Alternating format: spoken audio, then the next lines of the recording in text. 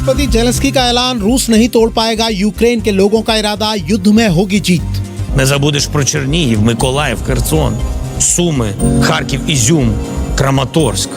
PM Modi बोले, लोकतंत्र और विकास के नए उदाहरण पेश कर रहा है जम्मू कश्मीर। अनुच्छेद 370 हटाए जाने के बाद पहले दौरे में किया वादा। आपके माता पिता को जिन मुसीबतों से जिंदगी जीनी पड़ी, आपको कभी भी ऐसी मुसीबतों से जिंदगी जीनी नहीं पड़ेगी। और प्रधानमंत्री के दौरे पर बोले जम्मू कश्मीर के लोग। असेंबली के चुनाव के लिए उन्होंने कुछ नहीं बोला। जहां पे पॉपुलर सरकार बने, इस वक्त जो है ब्यूरोक्रेसी जो है वो पूरे जम्मू कश्मीर के अंदर हावी हो पड़ी। बीबीसी समाचार।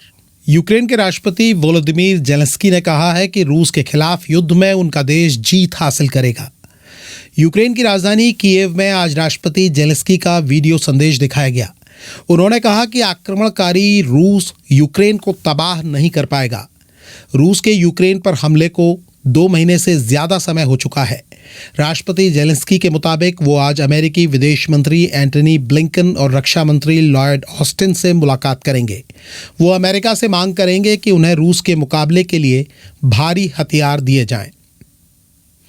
तुर्की के राष्ट्रपति रजेप तैयप एर्दोआन ने यूक्रेन के राष्ट्रपति वोलोदिमीर जेलेंस्की से फोन पर बात की और कहा कि उनका देश रूस और यूक्रेन की बातचीत में हर सहयोग के लिए तैयार है। एर्दोआन कल संयुक्त राष्ट्र महासचिव एंटोनियो गुटरेस से मुलाकात करेंगे। इसके बाद वो रूस के राष्ट्रपति व्लादिमीर पुतिन से बातचीत के लिए मॉस्को जाएंगे। बाद में उनका यूक्रेन की राजधानी कीव जाने का भी कार्यक्रम है। दक्षिणी नाइजीरिया में एक अवैध तेल रिफाइनरी में धमाके से 100 से अधिक लोगों की मौत हो गई। अधिकारियों के मुताबिक रिफाइनरी में आग लगी तो वहां कई लोग काम कर रहे थे। विस्फोट की वजह की जानकारी नहीं हो सकी है। फ्रांस में नया राष्ट्रपति चुनने के लिए दूसरे और अंतिम दौर की वोटिंग हो रही है। मुख्य मुकाबला मौजूदा राष्ट्रपति इमैनुअल मैक्रों और मैरीन ले पेन के बीच है। साल 2017 में हुए राष्ट्रपति चुनाव के मुकाबले आज दोपहर तक मतदान करीब 2% कम हुआ था। हालांकि 2 हफ्ते पहले हुए पहले दौर की वोटिंग से मतदान प्रतिशत थोड़ा ज्यादा है। मतदान प्रतिशत पर नजर इसलिए रखी जा रही है क्योंकि फ्रांस के लाखों लोग तय नहीं कर पाए हैं कि वो वोट डालेंगे या नहीं। यमन से 6 साल में पहली कॉमर्शियल उड़ान को अनिश्चित समय के लिए स्थगित कर दिया गया है। सऊदी अरब की अगुवाई वाले गठबंधन ने जरूरी अनुमति देने से इनकार कर दिया और इसके बाद उड़ान रोक दी गई। यमन की सरकार ने इसके लिए हूती विद्रोहियों को दोषी बताया है। उनका आरोप है कि विद्रोहियों ने चरमपंथियों को विमान में बिठाने की कोशिश की थी। ये उड़ान 2 महीने की युद्ध संधि का हिस्सा थी जो यात्रियों को उपचार के लिए जॉर्डन ले जाने वाली थी। प्रधानमंत्री नरेंद्र मोदी ने कहा है कि जम्मू कश्मीर देश के सामने लोकतंत्र और विकास के नए उदाहरण प्रस्तुत कर रहा है। मोदी आज सांबा जिले के पल्ली गांव में आयोजित कार्यक्रम में हिस्सा ले रहे थे। जम्मू कश्मीर से आर्टिकल 370 हटाए जाने के बाद प्रधानमंत्री का ये पहला दौरा था। उन्होंने कहा कि इस बार पंचायती राज दिवस जम्मू कश्मीर में मनाया जाना एक बड़े बदलाव का प्रतीक है। महाराष्ट्र के मुंबई की एक कोर्ट ने सांसद नवनीत राणा और उनके पति रवि राणा को 14 दिन की न्यायिक हिरासत में भेज दिया है। रवि राणा विधायक है। इन दोनों ने महाराष्ट्र के मुख्यमंत्री उद्धव ठाकरे के घर के बाहर हनुमान चालीसा पढ़ने का ऐलान किया था।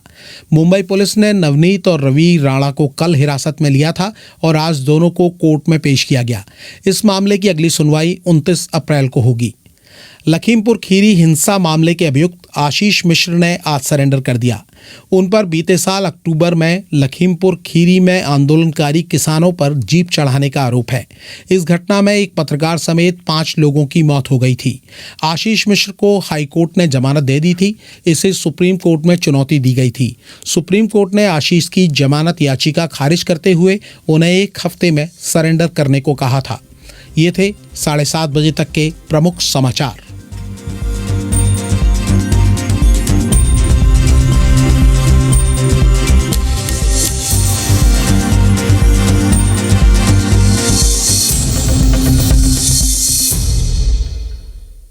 बीबीसी हिंदी के डिजिटल बुलेटिन दिन भर के साथ फेसबुक और यूट्यूब पर जुड़े सभी श्रोताओं का अभिवादन।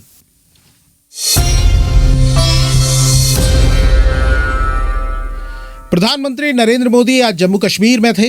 अगस्त 2019 में आर्टिकल 370 हटाए जाने के बाद प्रधानमंत्री का जम्मू कश्मीर का ये पहला दौरा था। दिन भर में हम बताएंगे कि पीएम ने वहां क्या कहा और उनके दौरे पर लोगों की प्रतिक्रिया भी आपको सुनवाएंगे। ताइवान को लेकर चीन ने जापान के पूर्व प्रधानमंत्री शिंजो आबे को क्या जवाब दिया है ये भी बताएंगे। उर्दू अखबारों की समीक्षा भी सुनाएंगे। लेकिन सबसे पहले बात यूक्रेन की। यूक्रेन के राष्ट्रपति वोलोदिमीर जेलेंस्की ने आज एक वीडियो संदेश के जरिए अपने देश के लोगों का हौसला बढ़ाया। उन्होंने कहा कि आक्रमणकारी यूक्रेन को तबाह नहीं कर पाएंगे और उनका देश हर हाल में युद्ध में जीत हासिल करेगा। यूक्रेन पर रूस के हमले को 2 महीने से ज्यादा वक्त हो चुका है। इस दौरान यूक्रेन को बड़ा नुकसान हुआ है। यूक्रेन का दावा है कि रूस को भी काफी नुकसान उठाना पड़ा है। जेलेंस्की ने आज कहा कि उनके देश के लोगों की इच्छा शक्ति मजबूत बनी रहेगी और वो जंग जीत कर रहेंगे। पूरी रिपोर्ट सुनिए नवीन नेगी से। यूक्रेन के राष्ट्रपति वोलोदिमीर जेलेंस्की ने कहा है कि उनके देश के लोग आज़ादी बचाने की चाहत खत्म नहीं होने देंगे। राष्ट्रपति जेलेंस्की का एक रिकॉर्डेड वीडियो कीव में दिखाया गया। इसमें उन्होंने यूक्रेन के लोगों को उत्साहित करने की कोशिश की। राष्ट्रपति जेलेंस्की ने कहा कि यूक्रेन विजेता के रूप में उभरेगा। Не забудеш про Чернігів, Миколаїв, Херсон, Суми, Харків, Ізюм, Краматорськ, Волноваху, Попасну. राष्ट्रपति जेलेंस्की कह रहे थे कि चेरनिहिव, माइकोलाइव, खेरसन, सूमी, खार्किव, इजियम को मत भूलिए। वो दूसरे तमाम शहर और गांव जहां भयावह धमाके सुनाई दिए हैं उन्हें मत भूलिए। उन्हें और हम सभी को जीत के पटाखे सुनने दीजिए। मारियोपोल और उसके ऐतिहासिक रक्षण को मत भूलिए। आप दीवारों को तोड़ सकते हैं लेकिन हमारे इरादों की बुनियाद को नहीं तोड़ सकते। Дух наших воїнів, дух усієї країни. उन्होंने कहा कि रूस के ताबड़तोड़ हमले यूक्रेन के लोगों के इरादों को कमजोर नहीं कर सकते हैं। राष्ट्रपति जेलेंस्की ने यूक्रेन के लोगों से कहा कि वो अपने गुस्से को ताकत बनाएं। इसी ताकत के दम पर जीत हासिल कीजिए। Ми бачимо страшні сцени війни, дай нам побачити щасливу картину миру. Ми राष्ट्रपति जेलेंस्की कह रहे थे कि हम युद्ध के भयावह दृश्यों के गवाह बने हैं। हमें शांति की खुशनुमा तस्वीरें देखनी हैं। हम बेहद मुश्किल चुनौतियों से जूझ रहे हैं। हमें इस रास्ते के साफ सुथरे अंत तक पहुंचना होगा जहां खुशनुमा जीवन और खुशहाल यूक्रेन की शुरुआत होगी। हमारे दिलों में गुस्सा भरा हुआ है। हमलावरों ने जो कुछ किया है उसे लेकर हमारे दिल और आत्मा में नफरत हावी है। ये गुस्सा हमें अंदर से नहीं खा जाएगा। आपको कामयाबी हासिल करने के लिए इसे तब्दील करना होगा। इसे दयालुता से भरी शक्ति बनाना होगा और बुरी शक्तियों को हराना होगा। перемогти сили зла. यूक्रेन के राष्ट्रपति जेलेंस्की ने यह भी कहा कि मुश्किल हालात के बाद भी उनका देश एकजुट रहेगा और अपने लक्ष्य हासिल करेगा। Вбережи нас від розбрату і розколів. Не дай нам втратити єдність. जेलेंस्की कह रहे थे कि हमें कटुता और अलगाव से बचाइए। हम अपनी एकजुटता को खत्म नहीं होने दे सकते हैं। एकजुट ताकत हमारी इच्छा शक्ति है। हमें खुद को नहीं खोने देना है। हमें आज़ादी की चाहत नहीं खोने देनी है। हमें सही मकसद के लिए जंग की चाहत नहीं मिटने देनी है। हमें जीत की उम्मीद नहीं मिटने देनी है। हमें अपने आत्मसम्मान की चाहत नहीं खत्म होने देनी है और इसीलिए अपनी आज़ादी को बचाना है। Втратити віру. इस बीच इंटरनेशनल रेड क्रॉस ने कहा है कि उनकी टीमों को तुरंत आबाद तरीके से मारियोपोल पहुंचने का रास्ता दिया जाना चाहिए ताकि वहां फंसे हजारों आम नागरिकों और सैकड़ों घायल सिपाहियों को बाहर निकाला जा सके। रेड क्रॉस ने बताया है कि उनकी टीमें तैयार हैं। यूक्रेन के अधिकारियों का कहना है कि मारियोपोल में फंसे लोगों को बसों से बाहर निकालने की कई कोशिशें रूस की ओर से की गई बमबारी की वजह से बाधित हो गईं। यूक्रेन का कहना है कि रूस के लोग बच्चों समेत हजारों लोगों को जबरन रूस ले जा चुके हैं। वहीं Organization for Security and Cooperation in Europe ने कहा है कि वो अपने कई अंतर्राष्ट्रीय सैन्य पर्यवेक्षकों को हिरासत में लिए जाने से चिंतित है। उनका कहना है कि इन्हें यूक्रेन के पूर्वी डोनबास में रूस के कब्जे वाले इलाके में हिरासत में रखा गया है। रिपोर्ट सुना रहे थे नवीन नेगी। कई श्रोता टिप्पणी कर रहे हैं इस खबर पर। निरुपम वाजपेयी लिखते हैं कि राष्ट्रपति जेलेंस्की को सोचना चाहिए, कई स्कूली बच्चों की दुखद मौत हो चुकी है जो दुखद है। जावेद इस्लाम लिखते हैं जेलेंस्की को आगे बढ़कर समझौता कर लेना चाहिए। सवाई खान नाम के अकाउंट से लिखा गया है। ऐसा लगता है जैसे सभी लोग तृतीय विश्व युद्ध को देखने के लिए उतावले हो रहे हैं। इस बीच यूक्रेन के राष्ट्रपति जेलेंस्की ने यह भी बताया है कि वो आज अमेरिकी विदेश मंत्री एंटनी ब्लिंकन और रक्षा मंत्री लॉयड ऑस्टिन से मुलाकात करेंगे। वो अमेरिका से ये मांग भी करेंगे कि उन्हें रूस से मुकाबले के लिए भारी हथियार दिए जाएं। गौरतलब है कि यूक्रेन पर रूस के हमले के बाद से जब तक ताइवान का जिक्र भी सामने आ जाता है और इसे लेकर चीन आपत्ति जाहिर करता रहा है। अब चीन के काउंसल जनरल जोंग पिंग नाम है उनका, ने जापान के पूर्व प्रधानमंत्री शिंजो आबे के एक लेख पर कड़ा ऐतराज किया है। शिंजो आबे का ये लेख 12 अप्रैल को अमेरिकी अखबार लॉस एंजलिस टाइम्स में आया था। इसमें उन्होंने यूक्रेन और ताइवान की तुलना कर दी थी। आबे ने पूछा था कि अमेरिका को ये साफ करना चाहिए कि क्या वो ज़रूरत पड़ने पर ताइवान की मदद के लिए खड़ा होगा। जांग पिंग ने इसी पर आपत्ति की है। पूरी रिपोर्ट सुनिए बीबीसी संवाददाता कीर्ति दुबे से। चीन के काउंसल जनरल जांग पिंग ने जापान के पूर्व प्रधानमंत्री शिंजो आबे की टिप्पणी को गैर जिम्मेदाराना बताया है। उन्होंने कहा कि अमेरिका से ये स्पष्ट करने को कहना कि ताइवान की रक्षा के लिए वो खड़ा रहेगा या नहीं, ये केवल दो मुख्य देशों के बीच टकराव को भड़काने का काम है। चीन ऐसी बात को मजबूती से खारिज करता है। ताइवान और यूक्रेन की स्थितियों की तुलना नहीं की जा सकती। ताइवान चीन का अभिन्न अंग है, जहां पीपल्स रिपब्लिक ऑफ चाइना की एकमात्र कानूनी सरकार है। यह एक चीन सिद्धांत के बारे में चीन अमेरिका और चीन जापान के राजनयिक संबंधों के समय ही साफ किया जा चुका है। जांग पिंग ने कहा कि ताइवान खाड़ी में तनाव का मुख्य कारण ताइवान के अधिकारियों का एक चीन सिद्धांत को मान्यता देने से इनकार करना है। कुछ बाहरी ताकतों ने ताइवान की स्वतंत्रता के लिए एक अलगाववादी ताकतों को बढ़ावा दिया है। ये अंतर्राष्ट्रीय संबंधों के बुनियादी मानदंडों का गंभीर उल्लंघन है और ताइवान खाड़ी में शांति और स्थिरता को गंभीर खतरे में डालता है। ताइवान का सवाल चीन की संप्रभुता और क्षेत्रीय अखंडता के मूल हितों से जुड़ा हुआ है। ये पूरी तरह से चीन का आंतरिक मामला है, जिसमें किसी भी तरह के विदेशी हस्तक्षेप को चीन स्वीकार नहीं करेगा। इसकी संप्रभुता और क्षेत्रीय अखंडता की रक्षा के लिए चीनी नागरिक दृढ़ संकल्प है। हम पूरी ईमानदारी और हर प्रयास के साथ शांतिपूर्ण रीयूनियन के लिए प्रयास करेंगे, जिसका ये मतलब है कि हमारे पास विदेशी ताकतों के हस्तक्षेप और मुट्ठी भर ताइवान की स्वतंत्रता की मांग करने वाले अलगाववादियों की गतिविधियों के जवाब में सभी जरूरी उपाय करने का विकल्प है। इसके पहले 12 अप्रैल को शिंजो आबे ने अपने लेख में लिखा था कि यूक्रेन पर रूस के आक्रमण ने कई लोगों को चीन और ताइवान के बीच बिगड़े हुए संबंधों की याद दिला दी है। लेकिन यहाँ यूक्रेन और ताइवान की स्थिति में 3 समानताएं हैं, वहीं कुछ असमानताएं भी हैं। पहली समानता यह है कि ताइवान और चीन के बीच सैन्य शक्ति का बहुत बड़ा अंतर है। दूसरा, न तो यूक्रेन और न ही ताइवान के पास औपचारिक सैन्य सहयोगी हैं। दोनों ही देश अकेले ही खतरों का सामना करने के लिए मजबूर है। तीसरा, क्योंकि रूस और चीन दोनों ही संयुक्त राष्ट्र सुरक्षा परिषद के अस्थायी सदस्य हैं, इसलिए संयुक्त राष्ट्र की मध्यस्थता उन देशों के संघर्षों में भरोसे के लायक नहीं होगी जिसमें वे शामिल हैं। यूक्रेन पर वर्तमान रूसी हमले के मामले में भी ऐसा ही हुआ है और ताइवान पर भविष्य में किसी भी संकट में ऐसा ही होगा। लेकिन ताइवान के आसपास के हालात और भी असहज करने वाले हैं। ताइवान का कोई सहयोगी नहीं है, लेकिन उसके पास ताइवान संबंध अधिनियम 1979 का अमेरिकी कानून है। इसके मुताबिक अमेरिका को ताइवान को आत्मरक्षा के लिए सक्षम बनाने के लिए आवश्यक सैन्य उपकरण की आपूर्ति करनी होगी। शिंजो आबे ने लिखा है कि अमेरिका खुलकर ताइवान पर अपना पक्ष साफ नहीं करता। ऐसे में ये कानून इसके लिए केवल ये कहने का रास्ता बनाता है कि अमेरिका हमले की सूरत में ताइवान की रक्षा करेगा। हालांकि ये व्यवस्था अब बदलनी चाहिए। गौरतलब है कि चीन मानता है कि ताइवान उसका एक प्रांत है जो अंततः एक दिन चीन का हिस्सा बन जाएगा। दूसरी ओर ताइवान खुद को एक आज़ाद मुल्क मानता है। उसका अपना संविधान है और वहाँ के लोगों द्वारा चुनी हुई सरकार वहाँ पर शासन करती है। ताइवान दक्षिण पूर्वी चीन के तट से करीब 100 मील दूर स्थित एक द्वीप है। फिलहाल दुनिया के केवल 13 देश ताइवान को एक अलग और संप्रभु देश मानते हैं। चीन दूसरे देशों पर ताइवान को मान्यता न देने के लिए काफ़ी कूटनीतिक दबाव बनाता रहता है।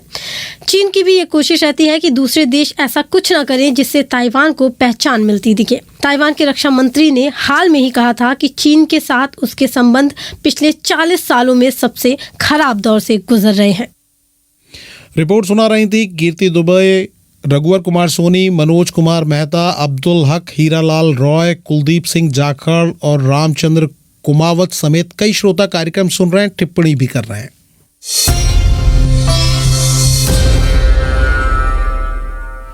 और अब बात भारत की प्रधानमंत्री नरेंद्र मोदी आज जम्मू कश्मीर में थे।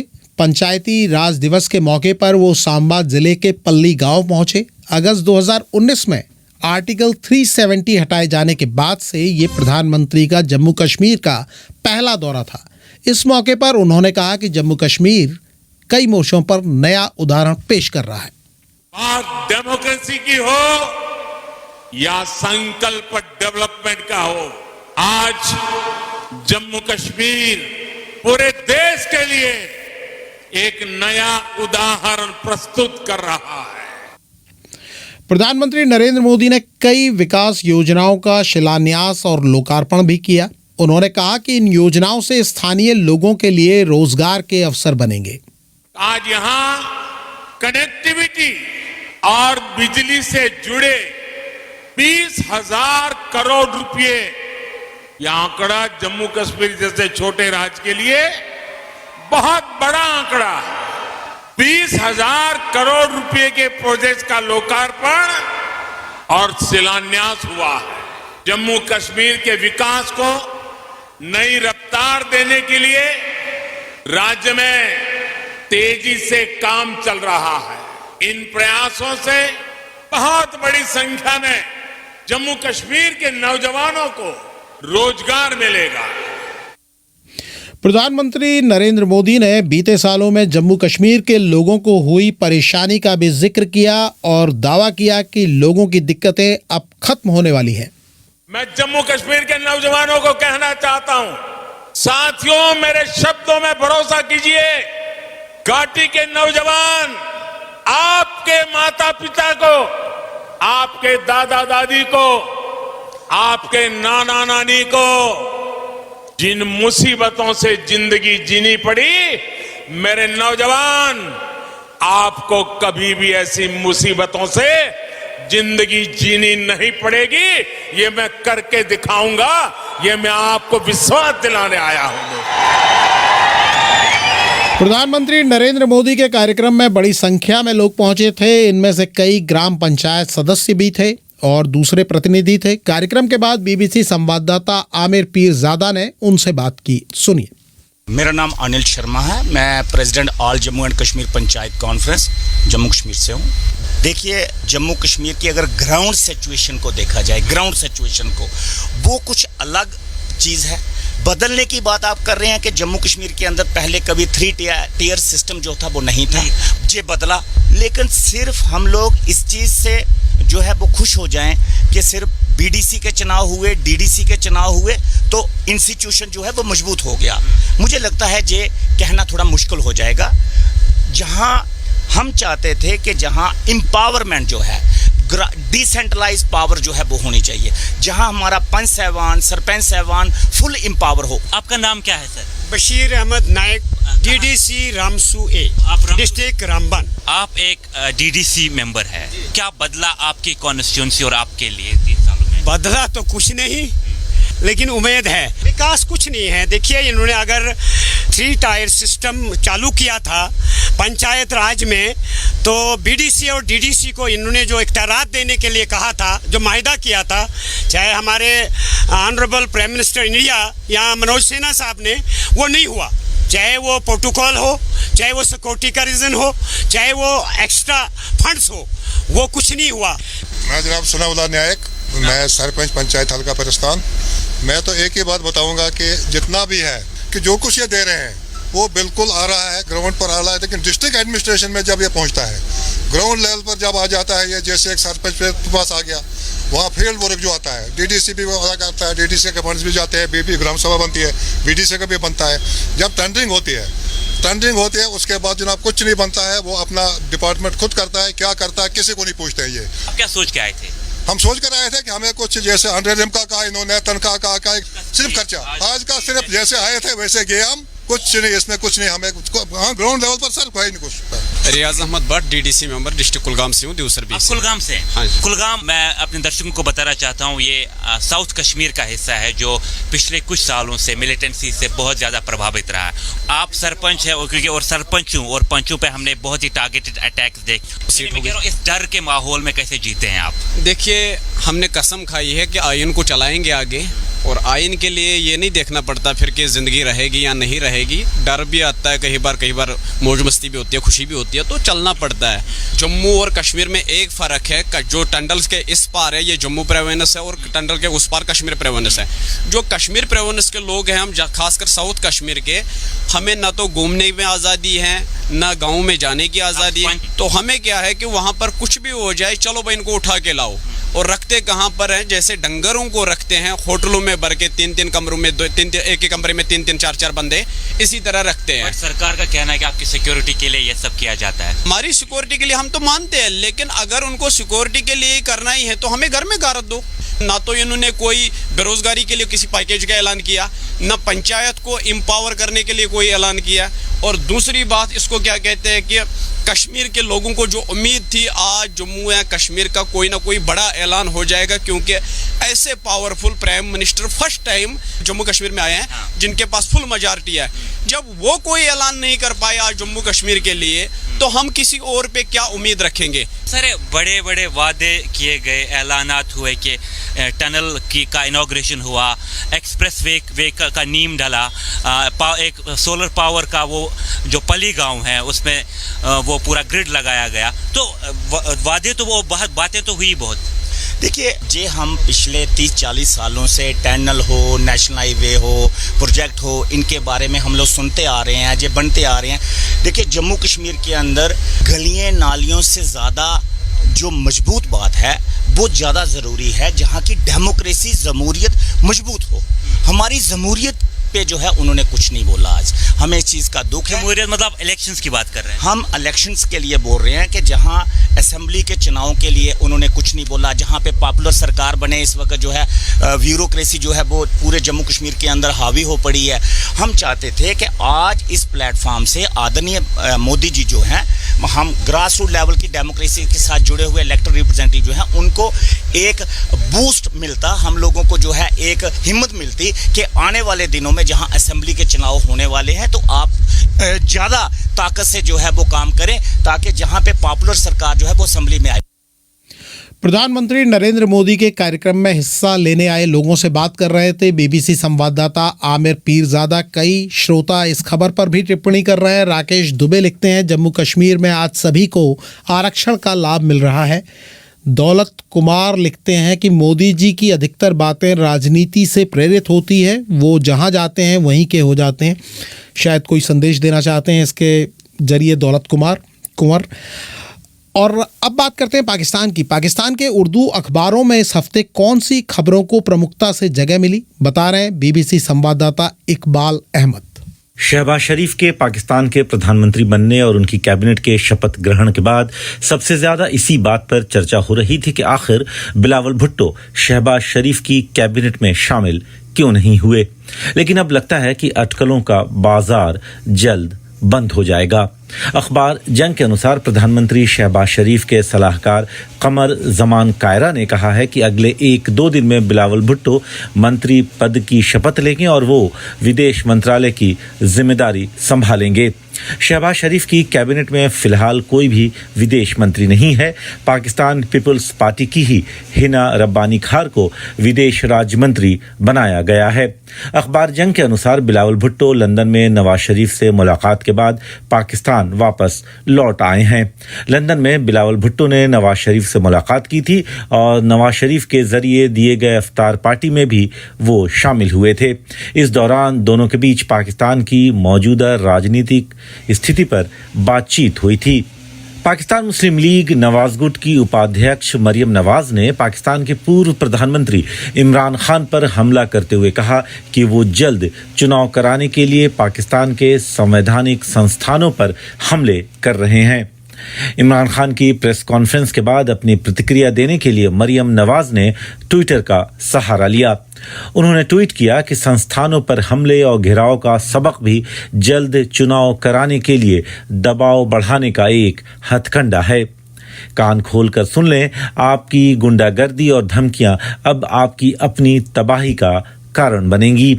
अपनी सरकार न संभाल सके, अपनी पार्टी न संभाल सके और बातें सुन लो, आपका खेल हमेशा के लिए खत्म। मरियम नवाज ने आरोप लगाया है कि पाकिस्तान के चुनाव आयोग पर इमरान खान इसलिए हमले कर रहे हैं क्योंकि इमरान खान के खिलाफ गैर कानूनी फंडिंग के पक्के सबूत मिल चुके हैं। इससे पहले शनिवार शाम को पत्रकारों से बात करते हुए इमरान खान ने कहा था कि चुनाव आयुक्त को इस्तीफा दे देना चाहिए क्योंकि उनकी पार्टी को चुनाव आयुक्त पर भरोसा नहीं रहा है। इस दौरान उनकी सरकार गिराने के पीछे अमेरिकी साजिश का फिर एक दफा आरोप लगाते हुए इमरान खान ने कहा कि मुल्क के खिलाफ इतनी बड़ी घटना हुई है कि सुप्रीम कोर्ट को खुली अदालत में इसकी जांच करनी चाहिए। अखबार जंग के अनुसार इमरान खान ने कहा कि लंदन में बैठे नवाज शरीफ ने दूसरे देश के साथ मिलकर उनकी सरकार गिराने की साजिश रची, जिसमें आसिफ अली जरदारी और शहबाज शरीफ भी शामिल थे। इमरान खान ने कहा कि राष्ट्रीय सुरक्षा परिषद की बैठक में जो भी बात कही गई उससे साबित होता है कि इस बारे में वो जो अब तक कह रहे थे वो सब सही था। हालांकि राष्ट्रीय सुरक्षा परिषद की बैठक में कहा गया है कि इमरान खान की सरकार को गिराने के लिए कोई भी साजिश नहीं रची गई थी। प्रेस कॉन्फ्रेंस के दौरान इमरान खान ने कहा कि अगर आज संस्थाएं देश की आज़ादी के लिए खड़ी नहीं होंगी तो नागरिकों के बच्चों का भविष्य भी खतरे में होगा। पत्रकारों से बातचीत के दौरान इमरान खान ने कहा कि उन्होंने अपनी पार्टी के सभी संगठनों को निचले स्तर तक यह संदेश भेज दिया है कि वो असली आज़ादी के लिए राजधानी इस्लामाबाद की तरफ मार्च की तैयारी करें। इमरान ने यह तो नहीं बताया कि वो इस्लामाबाद मार्च कब शुरू करेंगे, लेकिन इतना ज़रूर कहा कि वो जल्द ही इसकी तारीख की घोषणा करेंगे। रिपोर्ट सुना रहे थे इकबाल अहमद। कई हमारे श्रोता टिप्पणी कर रहे हैं। शंभू शरण लिखते हैं, यूट्यूब पर हमें सुन रहे हैं। कश्मीर से जो रिपोर्ट उन्होंने सुनी आमिर पीरजादा की, उसकी तारीफ़ की है। डीके परमार साहब कह रहे हैं कि वो 50 साल से बीबीसी को सुन रहे हैं। बहुत आभार परमार साहब और तमाम दूसरे श्रोताओं का भी। हम बता दें कि IPL में आज एक बहुत अहम मुकाबला है मुंबई इंडियंस के लिए। लखनऊ सुपर जायंट्स के साथ मुंबई इंडियंस का मुकाबला है। मुंबई ने फील्डिंग चुनी है और लखनऊ की टीम पहले बल्लेबाजी कर रही है। 29 रन है अभी स्कोर। 5 ओवर का खेल हो चुका है। 29 रन 1 विकेट के नुकसान पर मुंबई इंडियंस अभी तक इस टूर्नामेंट में कोई मैच नहीं जीत पाई है। और इस बारे में ज़्यादा बात करने के लिए हमारे साथी अभिजीत श्रीवास्तव फोन लाइन पर जुड़ गए हैं। जी अभिजीत, बड़ा अहम दिन मुंबई इंडियंस के लिए, खास तौर पर लखनऊ की टीम तो धमाल कर रही है लेकिन मुंबई का हाल बेहाल है। बिल्कुल, लखनऊ 5वें पायदान पर है और मुंबई अंतिम आखिरी पायदान पर है। एक भी मैच उसने जीता नहीं है। 7 मैच खेल चुके हैं। ये पहली बार है, 5 बार की चैंपियन टीम है, लेकिन ये इस बार ऐसा खेल रही है कि वो एक भी अंक नहीं बटोर पाई है अब तक। और आज का मैच इनके लिए बहुत अहम है। कम से कम पहली बार खाता तो खोले अंक तालिका में। और मुंबई के घरेलू मैदान वानखेड़े स्टेडियम में ये मैच हो रहा है, तो आज का दिन उनके लिए बड़ा अच्छा है। एक तरीके से टॉस भी जीता है रोहित शर्मा ने, उसके बाद घर का मैदान भी है। बिल्कुल, आज जो लग रहा है, आज टॉस जीतने के बाद उन्होंने जो बॉलिंग अभी चल रही है इनकी, वो देख करके तो लग रहा है कि ये पकड़ में इनके है अभी सब कुछ, क्योंकि 5.29 का रन रेट दिख रहा है। अभी 30 रन बने हैं, 6ठा ओवर चल रहा है। पिछले मैच में भी सब कुछ हाथ में दिख रहा था, लेकिन महेंद्र सिंह धोनी मैच खींच के ले गए। हाँ, जब महेंद्र सिंह धोनी का बल्ला चलेगा, वो सबसे अच्छे फिनिशर हैं पूरे वर्ल्ड में, ये जाने जाते हैं। वर्ल्ड वनडे में हो चाहे T20 में हो, तो निश्चित रूप से अगर कोई सामने अगर महेंद्र सिंह धोनी हो तो मैच का पलड़ा हमेशा वो पलट सकते हैं किसी भी परिस्थिति में। अभिजीत श्रीवास्तव, मैं चाहूंगा कि टूर्नामेंट का काफी बड़ा हिस्सा आगे निकल गया है, तो संक्षेप में 30 सेकंड 40 सेकंड में आप हमारे श्रोताओं को बताएं कि इस समय IPL में चल क्या रहा है। IPL में टॉप पे चल रही है अभी गुजरात की टीम। गुजरात टाइटंस सबसे ऊपर चल रही है, 12 अंक बना चुके हैं पांड्या की टीम ने। इसके बाद हैदराबाद की टीम है जो 10 अंक के साथ पॉइंट टेबल पे 10 पे नंबर 2 पे चल रही है। राजस्थान रॉयल्स और उसके बाद बैंगलोर की टीम है, और अभी जो टीम आज खेल रही है लखनऊ की टीम, जी हाँ, ये 5वें पायदान पर है। 5वें पायदान पर है जी। अगर जीत जाते हैं तो ये निश्चित रूप से ये चौथे नहीं बल्कि तीसरे पायदान पे आ जाएंगे। इनका रन बहुत शुक्रिया अभिजीत जी इस अपडेट के लिए। वक्त हमारे पास इतना ही है। स्टूडियो का संचालन कर रहे थे राजेश चौहान। वात्सल्य राय को दीजिए अनुमति। नमस्कार।